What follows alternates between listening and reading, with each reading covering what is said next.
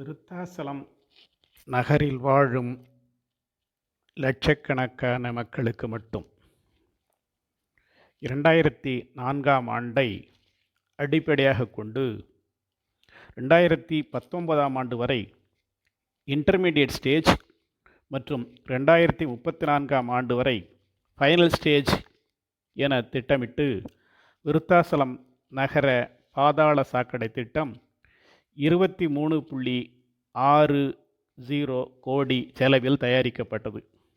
அத்தொகை முழுவதும் கடனாக பெற வேண்டும். ஆண்டொன்றுக்கு அத்திட்டத்திற்கு சுமார் 77 லட்சம் மின்சார கட்டணம் ஆகும் என தெரிவிக்கப்பட்டிருந்தது. அத்திட்டம் நகர்மன்றத்தில் பொருளாக வைக்கப்பட்டு விவாதிக்கப்பட்டது. அக்காலகட்டத்தில் சொத்து வரி விதிப்பின் மூலம் நகராட்சிக்கு ஆண்டுக்கு சுமார் 60 லட்சம் மட்டுமே கிடைத்து வந்த சூழலில் நகராட்சியின் பொருளாதார நிலையால் விருத்தாசலம் நகர பாதாள சாக்கடை திட்டம் தற்காலிகமாக நகர்மன்றத்தால் ஒத்திவைக்கப்பட்டது.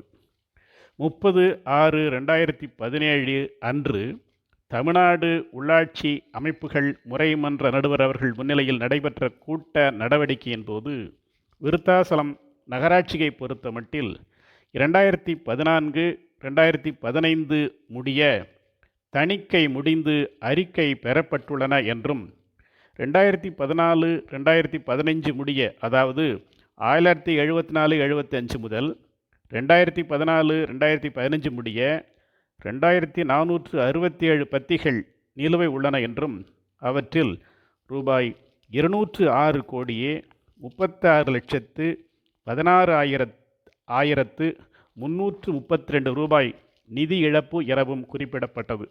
நகராட்சியை பொறுத்தமட்டில் காசோலையில் கையொப்பமிடும் அதிகாரம் உட்பட அனைத்தும் நகராட்சியினுடைய செயல்பாடுகளும் செய்ய கடமைப்பட்டவர் நகராட்சி ஆணையர் ஆவார்.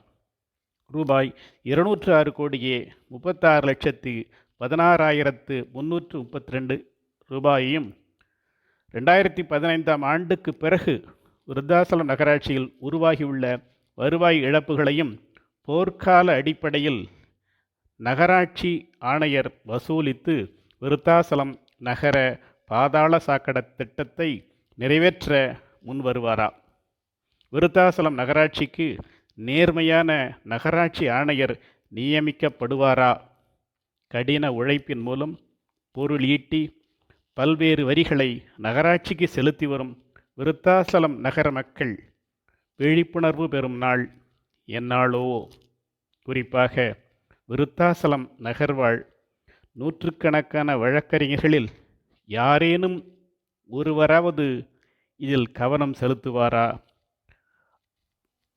பொறுத்திருந்து பார்ப்போம்.